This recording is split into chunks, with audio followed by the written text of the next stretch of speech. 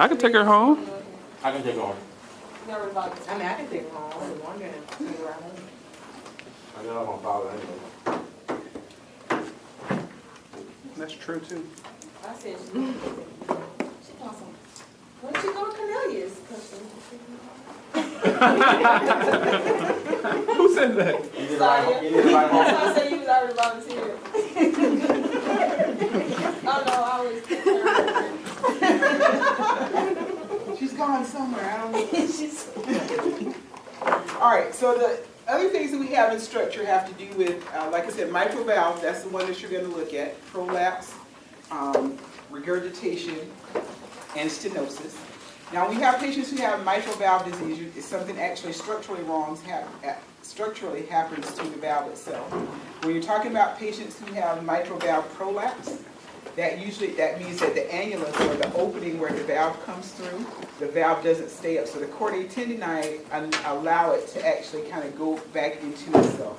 So that's when you're talking about mitral valve prolapse. It's actually the valve leaflets are coming down into the annulus. Annulus is the opening, so that's the area. You see the prolapse of them in between. So if you think about something supposed to sit here on top, what it means, it kind of lags down into the opening. So that's mitral valve prolapse. When you have regurgitation, it's because that prolapse is happening, now it allows blood flow to come back. So that's the regurgitation piece that you see with that. So, and then when you talk about stenosis, it's actually the valve leaflets, they're supposed to move freely, is that you get calcification between the leaflets themselves, which make it so that the valve leaflets stay slightly open. Okay, so that's what you're talking. There's 3 different processes what is going on with the patient, but those is all affecting the leaflets of the valve. Now the thing about it is, usually when a patient starts off with this, they can have this process, but they're not symptomatic early on with either of them. When you're talking about patients who have mitral valve prolapse, the first symptom that people usually present with is going to be palpitations. So they'll tell you, feels like my heart is beating out of my chest, kind of thing. They feel like they're having palpitations. Now the thing about it is, if it's I see mitral valve prolapse, or I see a 1+, because when you do an echo, you're actually able to see the movement of the valves, and they'll tell you stuff is going on. If they see a prolapse 1+1 kind of thing, or that you usually don't see a person that's symptomatic, but you can hear a murmur because that valve isn't working normally. So murmur is something you hear associated with it. If the prolapse is pronounced, then you're going to get regurgitation along with mitral valve prolapse. So that allows backflow of blood, and those are graded +1, +2, +3, +4. If you have a +4 regurgitation, that's problematic in a patient, because that's a person that's usually symptomatic. Things are going on. Short of breath with it, because initially you're going to have a person that's short of breath with exertion, but as the regurgitation gets worse, you're going to have a person that's short of breath all the time. Okay, so those are kind of things. You may see symptoms of heart failure in that patient. So those are things that you're going to see with them. But if you have a really bad regurgitation, you usually also hear that little click, almost like it's like a S4 sound that you hear with a patient when you're talking about them. So you're going to see signs and symptoms of a patient that might have heart failure. You can hear a murmur. Sometimes it's pronounced, sometimes not. Usually if they have more fluid on board, the louder it's going to sound with the patient. Okay? But with those, mitral valve prolapse sometimes, because palpitations are the only thing, or it's only slight, there are things that make it worse. Anything with caffeine makes it worse. So a lot of times we have a patient who does have prolapse, but it's not really bad. You'll notice that we try to take them off caffeine products first, because sometimes that's the thing that gets rid of the palpitations for them. If that doesn't work, then they get beta blockers, because that's what usually is the drug you use for them. So first thing I'm going to do is get rid of Red Bull, Mountain Dew, coffee, tea, espresso, those types of things for slight prolapse. That's what, because that's the people that, because it's a common anomaly, but most people are asymptomatic. If you have palpitations, that's what they're going to take away first. I don't necessarily want to put you on a med. I'm going to see if I can take away things first. If that doesn't work, then I'm going to give you medication. Okay. When you have regurgitation, they're going to watch that and make sure it doesn't progress. If you're not showing symptoms of heart failure, that kind of thing, I'm going to give you medications. Things that are going to decrease preload. Okay, so that means diuretics may be part of my treatment that the patient has. Patient may also get beta blockers because palpitations can happen with them as well. But if the regurgitation is severe, I'm starting seeing heart failure associated with it, and then they're talking about doing a valve replacement on the patient. The patient has stenosis. And when you listen to a patient who has regurgitation that's really bad, it almost sounds swishy. You know how the love dub is clear and discreet? When you have a person who has really bad regurgitation, almost think about a washing machine when that water is gurgling around. That's almost the characteristic sound you hear when they have real bad regurgitation. When you have a patient who has stenosis, it has a blowing type character to the heart sound when you listen to the patient. That's because that valve is staying pretty much open, because stenosis can be very pronounced. So it's almost a blowing kind of undertone for what the love dove sounds like a whooshing sound that's happening with it. So when you listen to those, that patient starts off with dyspnea on exertion, then they move to dyspnea at rest. They may have hemoptysis. That's something that you see associated with that patient. Now, stenosis, doctors can go in and do what we call a commissiotomy. They're going to go in like patients having open heart surgery. They take a blade and actually cut the calcification from between the valves. That's what they can do for patients with stenosis. So that means it opens them up, allows them to move freely. That's conservative treatment. What's the name of it? Commissiotomy. Can I get that in a sentence, please?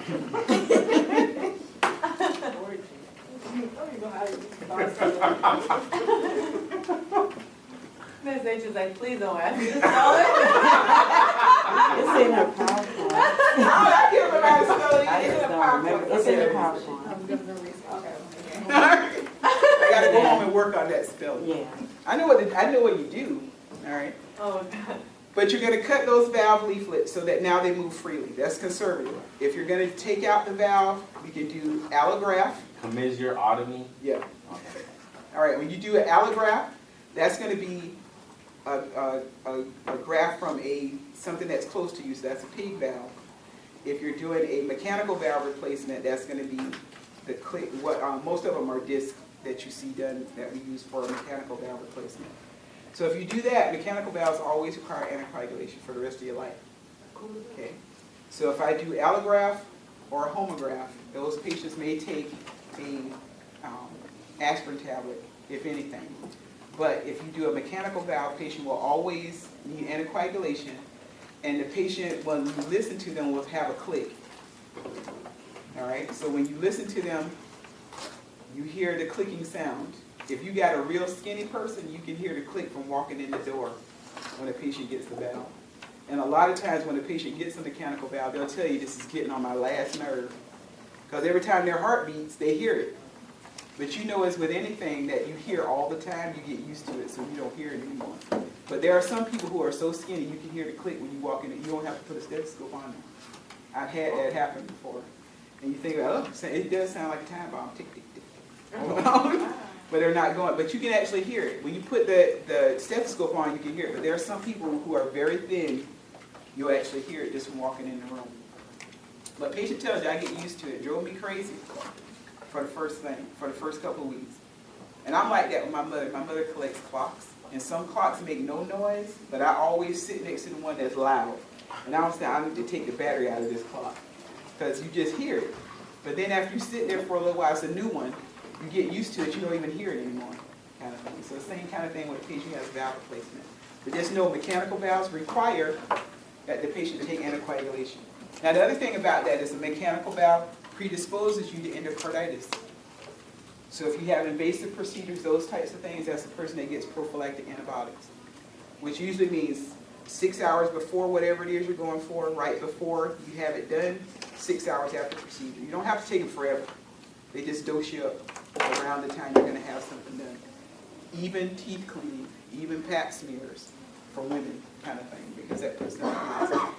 If you're having a cystoscopy, anything that's invasive to your body can put you at risk for developing endocarditis. Okay. All right, so when you have patients who, if we're going to do, a patient has prolapse who has severe prolapse, and the doctor says that the valve itself, other than the prolapsing leaflets, is okay. They may go in and put a ring under the chordae tendineae to hold them up. So you don't always have to take it, because that means that if you, especially if you have a woman of childbearing age who wants to still have her own children, has severe prolapse, and I don't want to take out the valve because it's not diseased other than the prolapsing piece, they go in and put a ring under the chordae tendineae to hold them up. And so that's also a surgery they can do. That's considered conservative, but it gives you a longer time for you to say, if you want to have your own kids, you do that now, because you still may need surgery later. Because remember, vascular volume increases always increases the workforce of the heart. But that's something you can do, especially when you have young women, kind of thing. That's what the girl had we were talking about. She actually had surgery done initially, and then she had to come back and have a revision surgery. But a lot of that was because of her. Y'all didn't hear that whole situation about craziness I did when I was in nursing school. But mitral valve is the ones you have to look at. So look at all those categories and what you do for your patient and the open heart surgery that happens after that. Now the thing about, which I didn't talk about before, so let me go back a little bit. When you're talking about patients who, we talked about PTCA because by far that's the thing we do as far as treating patients most often. They come in with chest pain, get them to the cath lab and do that. But there are times when they can't open stuff and the patient goes for open heart surgery. So that's the coronary artery bypass grafting that your patient gets. Or that cabbage. Coronary artery bypass grafting says that I found an area where there's a clot, and I'm going to go in and put a vessel around it. So now I'm going to bypass the area that the patient has the blockage so that I can reestablish blood flow. So coronary artery bypass grafting. So when you listen to a report, when you go to CCU, CSU, and the patient, and they tell you the patient had a cabbage, that's what they're talking about. Then they will tell you if they did a saphenous vein, which comes from the leg. They will tell you if they did one from the arm, if they did a radial. They'll also tell you if they did a lima or a rima. And you're like, what the heck is that? All right. Lima is left internal memory. And the rima is the right internal memory. Because these are things, when you listen to a report, you're going, what the heck does the patient have? If you have a patient with a head and an MVR, they had a mitral valve replacement. If they had an AVR, aortic valve replacement. If they had a switch, that means they moved the pulmonic valve to where the mitral valve is. They didn't take it out. They didn't want to put another valve in the patient. They just switch them around. Okay? So those are things that you'll see. That sometimes when you listen to the report, what the heck are these people talking about? And they'll tell you cabbage times 4, so that means they bypass 4, 5, 6. You know, the person had a lot of blockage, you talk about 6, but they do that many bypasses sometimes with a patient. And when you have a patient that goes to open heart surgery, a lot of people think about they've been in there for 3 hours. The time that really counts is when the patient is on the machine, on the bypass machine. Because the first hour or so is spent on making sure you got everything ready for the patient to go on the bypass machine.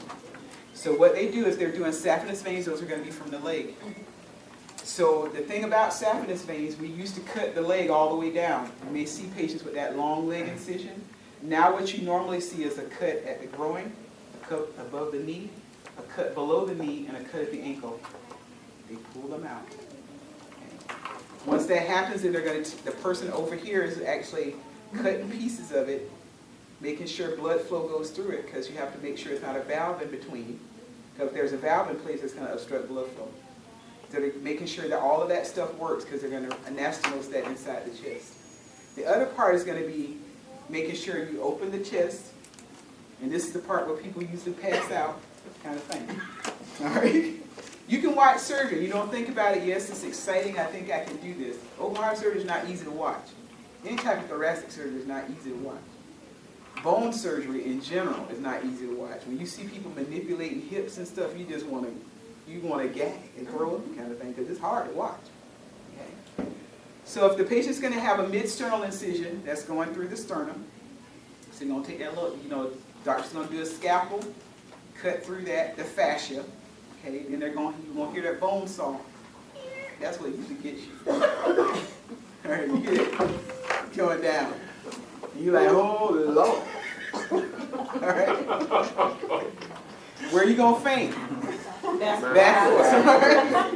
Make sure you don't end up in the sterile field. Now, when I went to the floor that I was working, Whatever you do, don't end up in don't mess up the sterile field, because they're going to be talking about you bad. So you're going to hear that bone saw, and in the inside, you're going like, oh man, that just really hurts. All right? But the worst part is yet to come. All right? I'm just saying. They're going to take two things called retractors that look like meat hooks. They're going to put one on either side, and they're going to crack your chest open. That's what makes you go like, Jesus, today. Do they break ribs? Well, sometimes. But if a doctor does it right, they just go under and they pull apart. But that cracking sound you hear is what usually sends you backwards. I'm just saying.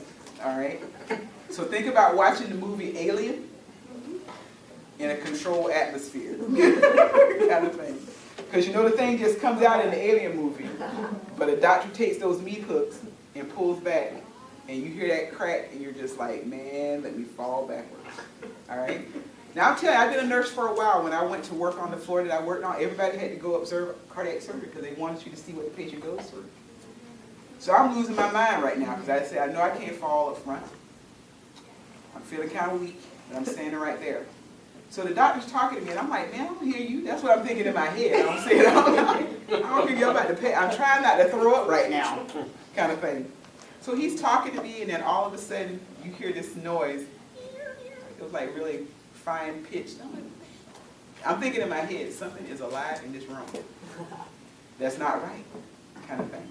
So I'm going like, what the heck is, and you could hear it like, it got louder, so you could hear like singing. I was like, what the heck is this? I'm thinking they're turning on the stereo or something. And he says, didn't you look at the sterile field? What's going on? And they have a sterile Minnie Mouse that they put on a patient's chest for all the new people. So she's there, kind of, that's what they're telling you. You know, because I thought she was singing, but it was kind of Minnie Mouse. They have a sterile one, and they put it in, they distract you so the doctor can put it in the person's chest, and then they tell you that was in there. And I'm going like, really? Y'all playing games with people and you open up somebody's chest? In my head, I'm going like, y'all are crazy. But of course, they're trying to do it so you feel better, but it didn't work. I'm like, what is Minnie Mouse doing in that person's chest? I was freaking out. So anyway, after we get over all of that, after I stopped losing my mind, that this really didn't happen, because you know, you're crazy. You're thinking Minnie Mouse really was there. And she has to get out. You know, they kept saying that kind of thing. They take her out, and then the doctor proceeds to do what he's going to do for the patient. Now, all of this, the patient's not on bypass machine at this point. They're doing all this stuff. Patient's sedated. They're making sure everything's okay. They, you know, stuff that we're doing for them, but they're not on bypass machine yet. Okay, so once they get ready to because they have to stop the heart, that's when the patient goes on bypass machine. So they make sure they visualize everything they're going to do for the patient. Then the patient goes on bypass machine. The goal is to keep them on 30 minutes or less. So they want to be able to do whatever they have to do for the patient 30 minutes or less. The reason being, the longer the patient is on bypass machine, even though that's a conduit for circulation, that everything is getting fed in the body, it's not the normal way things go. And so the longer a patient is on clamp, what we call clamp time, the more problems you have post-op. So that's what they're trying to do. They're going to stop the heart, do their bypass on the patient, and they're going to have to give them direct. They could do their little electrodes. They have little blades. They also have a Minnie Mouse sitting on the blade. What their thing was with Mickey Mouse, I don't know. All right, so they go in the heart, give you some medications. They use the paddles, because paddles are really small, little circles, and they put it on the heart, and they cause a defibrillation because your heart isn't moving at that point. They shock you, and hopefully you go back into your sinus rhythm. Okay. If they do a lot of stuff around the RCA, which is the right coronary artery, that feeds the SA node and the AB node, if there's a lot of stuff they did around that, they expect patients to have rhythm problems after surgery. So they may go in and put in patient wires. So they'll put patient wires in the patient. Okay. They're going to sew you back up. Once the heart started, we got this going on. People start suturing, talking about other stuff. Mickey Mouse and Minnie Mouse are gone, but they're doing all their suturing and that kind of thing. Chest tube is put in the patient for drainage. Then the patient is going to go to, we're going to take them over to CSU. You're going to recover that day. Patient's going to be extubated probably about 4 to 6 hours. They want patients sitting up at bedside by evening. Open heart surgery is no longer keep you flat for days. It's you have your surgery in the morning, I want you dangling by the end of the day. Okay? The next morning you're up out of bed. Okay? You're actually having your first meal, the first day you get clear liquids and all that kind of stuff that evening. The next day after, we want you up, you transferring you out of the unit. If everything's stable, you're going out the next day. That's the goal. 5 days is the DRG for open heart surgery. So I need you to have your surgery, working and getting to the place you need to be and out of the hospital in 5 days. If they do what we call a mid-cap procedure, instead of going mid-sternal, they go through the ribs. That's usually for patients who have less disease. So if you got a patient with maybe single vessel or double vessel disease, those are patients, even though you're having open heart surgery, patients who have mid-cap procedures usually get out in 3 days. So you get paid for those 2 days regardless, because the DRG is what you get paid for. There are some hospitals that will view surgery only on patients who don't have other things wrong with them for that reason. Now you know, for you to have coronary artery disease in and of itself, by itself, is rare, right? It tends to happen later in life. So what do those people usually have with that? Hypertension, diabetes, peripheral vascular disease, all that stuff is happening. So you have patients who have all that other stuff. And I was telling my students last night, if you look at, even though we have excellent cardiovascular programs at every hospital in our area, the hospital that has the best on paper is Bayonet Point. And you're going like, I would not go to an HCA hospital to die, kind of thing. I'm sorry, I just wouldn't, okay? But part of the reason that it is that way is because they don't do patients who have a lot of problems. They like to do patients who are younger. They like to do patients who don't have other stuff wrong. If you got diabetes, more than likely they won't do you unless you're very well controlled. Because the stress of your being under surgery is going to make your diabetes go crazy, which means that opens you up for complications, which means I don't need you. I need to get you out of here in 3 days. They do a lot of mid-cap procedures, and they try to do people that are younger without problems. So on paper, that's why the program is fantastic. Madness. Because if it was me, I wouldn't want to have surgery there. But that's what people do. You know, you start looking at the grades and different things. Because even though temperature, don't get me wrong, nice hospital, all that kind of thing, but certain things I wouldn't go with. Unless you would take care, I was taking care of our own doctor. Now I know people have to learn and all that, but no experimentation when it's my life. I'm sorry. That's me. Because you know I'm going to end up with a trait. And then I'm going to die. So that's not good kind of thing. I want to see my own doctor taking care of me. When people can learn, you come talk to me after the fact, but you ain't going to practice on stuff that'll kill me. You start an IV, I don't have a problem with that. You might go to a test, but when you cutting on me, you got to know what you're doing. I'm sorry, because I can die. Everybody can, but I'm just like trying to save my own life right now. So that's one of those things. And I don't take that lightly when I say that, because even when I did have surgery, they brought a student in, can she start your IV? Yeah. Can they do stuff? I don't mind you doing stuff, but if you're doing it wrong, you're going away. Kind of thing. You got to go out of my space. Kind of thing. You ain't killing me. And tell people about it later on. You know that teacher? Yeah, she died. I killed her. No, none of that. All right. The other one that you have is aneurysm. Also is an outpouching in a vessel. Now, aneurysms can happen because you have long-standing hypertension. There's a congenital piece that goes along with patients who have aneurysms. So you can see different things where people have them. The other thing about aneurysms is that most of the time they're asymptomatic.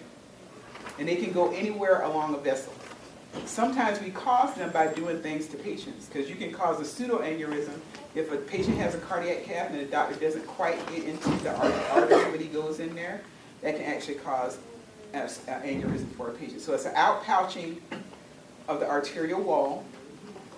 And what ends up happening with that is that over time, if that outpouching is growing, the walls of the vessel are getting thinner and thinner as it grows. So most people who have this is asymptomatic. So that means that it's a time bomb, because you're thinking about that vessel wall is getting thinner and thinner. Arterial, which is the high pressure side, if I'm doing things to accelerate that process of atherosclerosis, makes them more friable, meaning that they can rupture. So that's what you worry about when you have an aneurysm. But can exist anywhere along the track of a vessel. So when you're in the context of your textbook, they talk about thoracic aneurysms, abdominal aneurysms. Abdominals happen more often. Okay, so that's the thing you're going to see most often. Truly asymptomatic. Sometimes you can see them if a patient is really small. They got to be thin. This is one of those you really got to be skinny to see it, but you can actually see it pulsating. Okay. Look below the xiphoid process on somebody that's real skinny. If they have an aneurysm, you see the pulsation going. It shouldn't be happening. You should not be able to hear a pulse like you hear up in somebody's chest over their abdomen. When you do that, suspect an aneurysm. Because that's usually how you pick it up in a fat person like myself. You know, you would actually just say, if you got that going on, you listen under the xiphoid process, it sounds like I have the stethoscope over their heart. That is not, should be happening. Okay. But you can see pulsations, and you can see it under the xiphoid process. One of our instructors here, well, she was actually our dean at the time. She said her and her husband watching television, and he was sitting on the couch, and so she just went and laid on his lap. And she said her ear was against his abdomen, and she could hear his heartbeat. And she just got up and looked at him, and he said, "What's the matter?" He said, "That shouldn't be happening." Now, she's a pediatric nurse. She left our school and went to become the dean down at Manatee for a while. But that's how she found her husband's aneurysm. She just happened to be laying her head on his lap that day, and that she heard it. So they went to the doctor, and sure enough, he had an aneurysm. Had to have it repaired. Now, if you have a small one, the doctor's going to watch it. Those are people that every 6 months, they're going to look at the size. If you got blood pressure, you need to control it. If you have cholesterol issues, you need to control those. Because risk factor control, you're going to have to do. If they're larger, patient may end up going to surgery. So you can actually go in, and now we have options, because you can do, I should say before you do surgery. One of the other options you can do is actually send a patient to interventional radiology, and they will put in a Dacron shield. They can go in and put in a little shield in there. It's almost like a, what do you call it? You know, it's stockinets that you put on cover IVs. There's a little piece of like cloth that they can put inside a vessel that just stays inside there, that keeps it from the outpouching from getting bigger. So it takes the pressure off. So that's a non-surgical way they can do it. But they do that in, I can't think of what you call it now, but they do that in interventional radiology. So they'll go inside of it. They have to do an arteriogram, just like you would, because that's how you're going to get up there to put it in. They will put that in the patient. It's made out of Dacron. And then that way it doesn't cause more pressure on the vessel. If that patient is not amenable to that, or you can't really do that, then the patient's going to have a surgical repair. So they go in and actually do an aortic bypass. Now that person has to go on bypass machine too. Okay, so when they come back from surgery, that's the same kind of thing. You want them 30 minutes or less. The longer they're on bypass machine, you worry about kidneys. Even though you talk, bypass machine is bypass, it's a little different. Bypass machines, when you stay on longer for cardiac stuff, usually means more bleed. I mean, when you talk about open heart, usually it's more bleeding, encephalopathy. Patients have confusion like crazy. And then sometimes it lifts, sometimes it stays forever. Because patients will tell you, mom and dad had surgery, they were fine. Other they were on bypass for a long time, they had some bleeding afterwards. They might have been on a vent a little bit longer. Patient ends up nutty as a fruitcake for about 2 weeks, and then they're fine. But some patients end up with a nuttiness forever. That's the bad part. Because they come in all right and go home not the same. All right? When you got a person who has aortic aneurysm and they're doing a repair, what usually happens with this person is that you're going to have a patient who ends up in renal failure. So look at their BUN creatinine levels, look at their urine output. The other thing they usually have after the fact, because remember where it is, what it's innervating, what the food, where the circulation is going to, they have a lot of GI stuff post-op. So ileus is common, especially the older a person is.